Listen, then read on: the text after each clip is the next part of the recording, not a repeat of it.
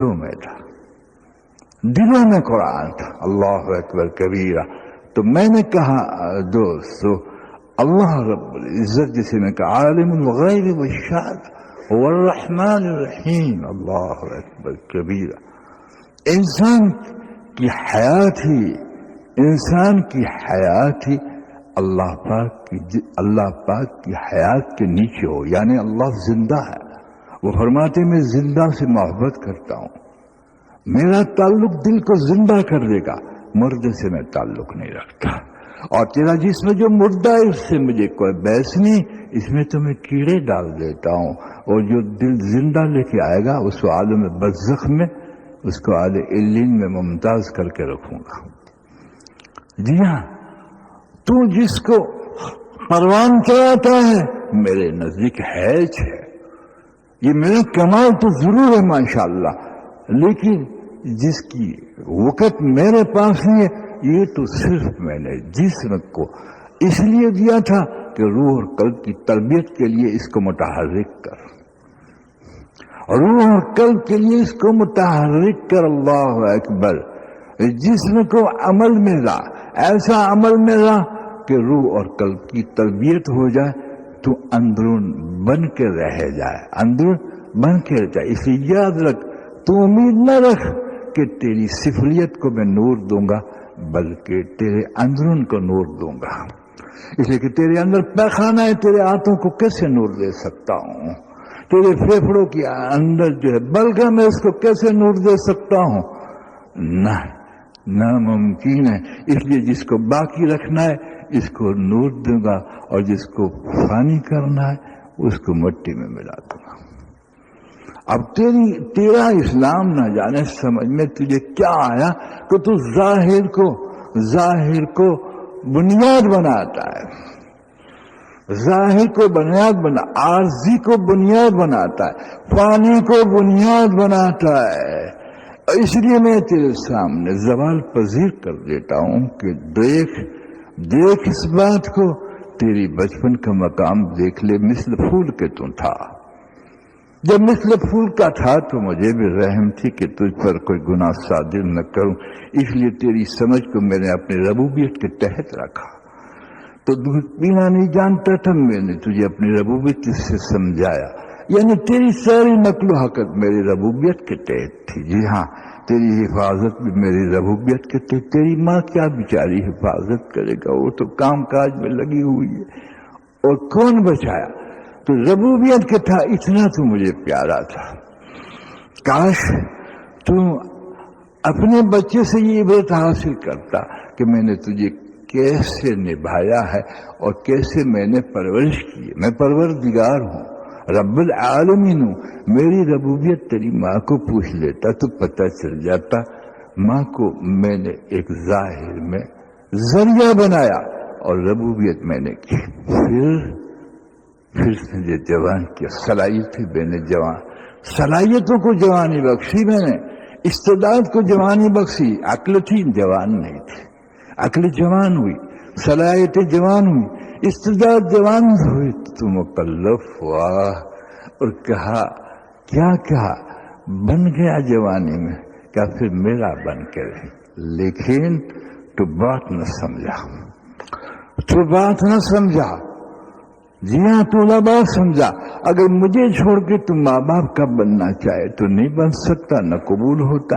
مجھے چھوڑ کے اگر حبیب پاک کو بننا چاہے تو نہیں بن سکتا.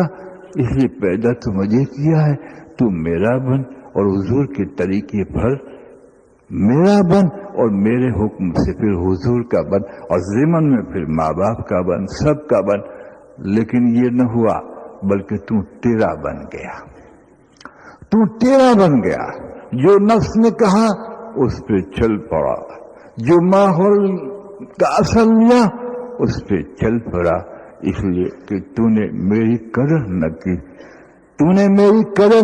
اور یاد رکھ، میں شکور ہوں، میں قدر کرنے والا ہوں. اگر تو میری قدر کرتا تو میں بھی تیری قدر کرتا. میری قدر شکر کے اعتبار سے، تیری قدر شکر کے اعتبار سے، اور میری قدر عطا کے اعتبار سے. میری قدر عطا کے اعتبار سے، اور میری عطا میری شان کے اعتبار سے ہے. تجھے پتا ہے تو دیکھ لے جو دنیا کے اندر مجھے مانتے نہیں دہریے ہے، دیکھ لے میری عطا جو سرسری ربوبیت عامہ سے ہے. 100 سال کا بوڑھا ابراہیم علیہ السلام جب باہر تشریف لگے اکیلے نہیں کھایا کرتے تھے، مہمان کے بغیر کسی مستحق یا کسی ایسے انسان کے آپ لے آئے. جب گھر پہ لے آئے جلیل القدر صحابی جلیل القدر نبی علیہ السلام جب اس بڑے صاحب کو اپنے سر سے بٹھایا وہ بسم اللہ بول گیا. اٹھ کھڑا ہو، نکل جا، جس کا رزق ہے اس کا نام نہ لیا. اللہ کی طرف سے یہ بات آئی، ابراہیم ایک مرتبہ میرا نام بھول گیا اور دسترخوان سے اٹھاتا ہے، 80 سال سے یاد نہیں کیا، کبھی بھوکا نہیں رکھا. اللہ اکبر. نبیوں پہ شفقت فوقت ہو گئے. ابراہیم السلام سمجھ گئے کہ بشر سے ہماری کیا محبت ہے، جو بشر سے اللہ کو محبت ہے. دیکھ نبی سمجھ کے تاثر لیا، یا اللہ جی ہاں کس لائن میں تجھے ہم نے نبھایا نہیں، کس گناہ میں تجھے ہم نے ہلاک کیا، توبہ کی ڈھیل نہیں دی کہ دی.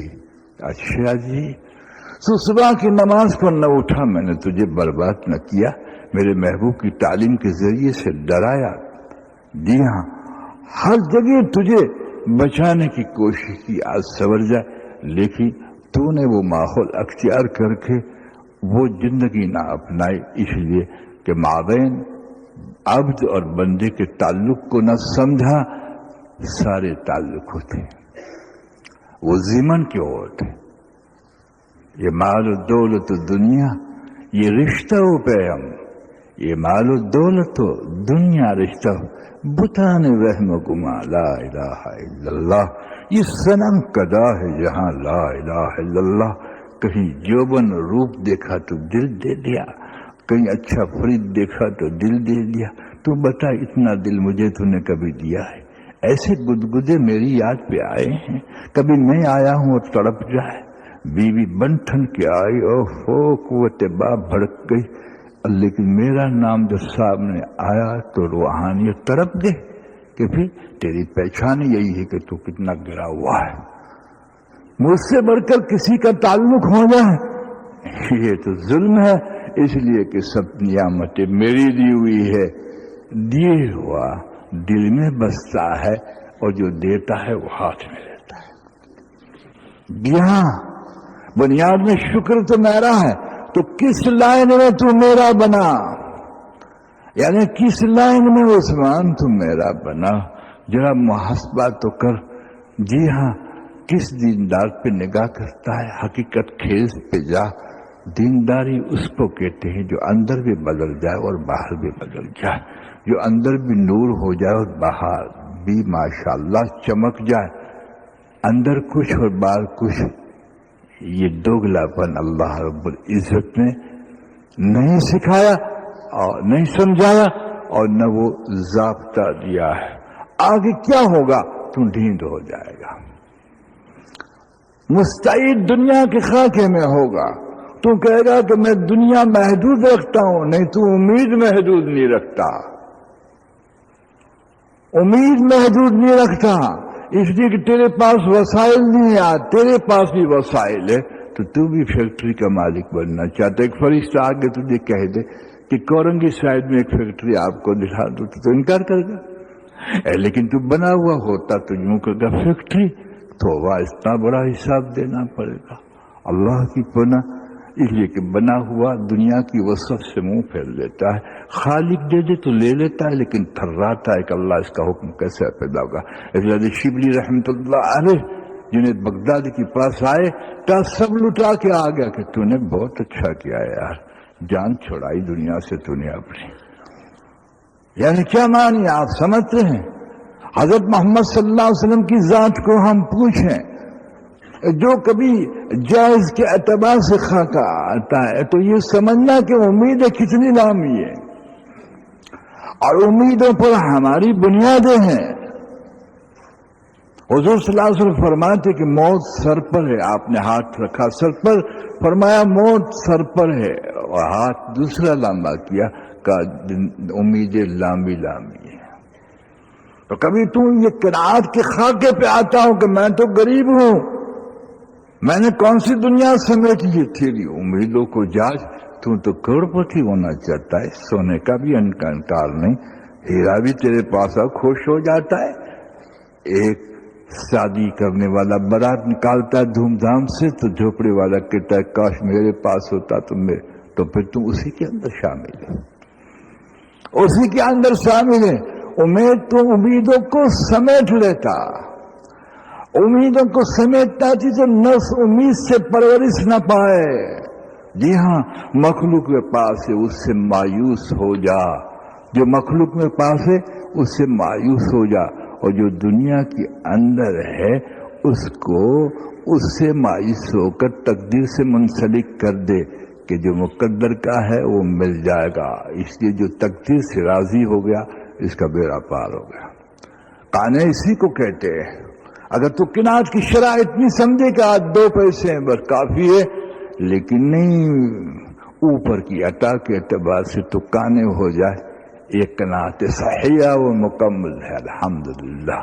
لیکن یہ سارے اجزاء اور سارے خاکے درم بھرم ہو گئے، اس لیے کہ ایک سے تعلق نہ جڑا۔ جب اس سے تعلق نہیں جوڑتا تو ہزاروں کے حوالے کر دیتا ہے، اور ہزار اس کو کہیں کا نہیں رکھتے، کہیں کا نہیں رکھتے۔ اس لیے دعا کیا کی آپ نے؟ دعا فرمائی اللہ ایک لمحہ میرے نفس کو حوالے نہ کرنا۔ دیکھا، میرے نفس کو، میری ذات کو ایک لمحہ حوالے نہ کرنا، ایک لمحہ۔ اللہ اکبر۔ لیکن ہم نے تو زندگی نفس کو وقف کر رکھی ہے۔ اس لیے بوجھ پڑتا ہے کہ جب اسلام کی سمجھ نہیں ہے، جب اسلام کی سمجھ نہیں ہے تو بوجھ پڑتا ہے۔ اللہ اکبر کبیرہ۔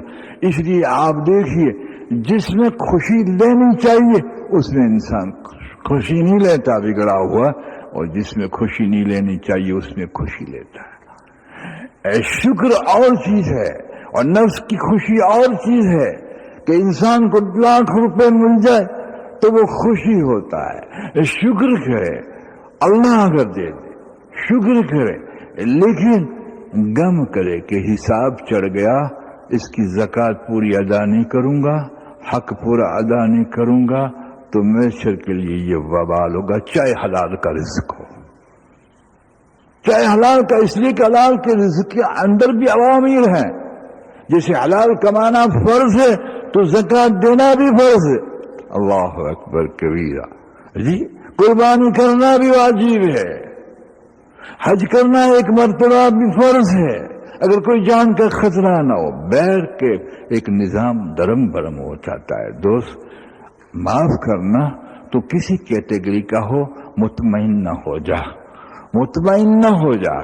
دیا دیکھ، ابراہیم علیہ السلام نبی ہیں لیکن وہ مطمئن نہ ہوئے، اور آن اٹھا کے دیکھ کیسا ایمان، اور جس کی ملت میں ہیں، اور جلیل القدر نبی علیہ السلام بھی، جس کی دعا کی برکت سے حضور صلی اللہ علیہ وسلم کی ذات پاک مبعوث ہوئی۔ مبعوث تو ماشاءاللہ مقرر اور منتخب تو پہلے تھی، مبعوث آپ کی دعا سے بھی فرماتے میں ابراہیم علیہ السلام کی دعا ہوں۔ بتائیے یہ ایمان کیسا ہوگا؟ ساری امت کا ایمان ایک ترازو میں رکھ دے اور ابراہیم علیہ السلام کا ایمان ایک ترازو میں رکھ دے، وہ ترازو کا پلہ جھک کے رہ جائے گا۔ اتنا ایمان طاقتور ہوتا ہے نبی کا، ابراہیم علیہ السلام کا ایمان۔ اللہ اکبر کبیرہ۔ اللہ کو عرض کرتے ہیں آپ مردے کیسے زندہ کرتے، دیکھ لیجیے کیا کہا اللہ نے۔ ابراہیم، میں کیسے مردہ زندہ کرتا ہوں، تو یقین ہے کہ اللہ مجھے یقین ہے، تو یہ یقین ہے کہ یقین ہے۔ یقین کا دعویٰ اللہ کے سامنے کرنا یہ نبی کی شان ہوتی ہے، ورنہ صحابہ نے جرت نہیں کی اللہ کے سامنے ایمان کے دعوے کی، صحابہ نے جرت نہیں کی۔ ہم نے جرت کر لی ہے ایمانداری کہ مسلمان ہوں، ایماندار ہوں، مسلمان کا دعویٰ کر لیکن مسلمان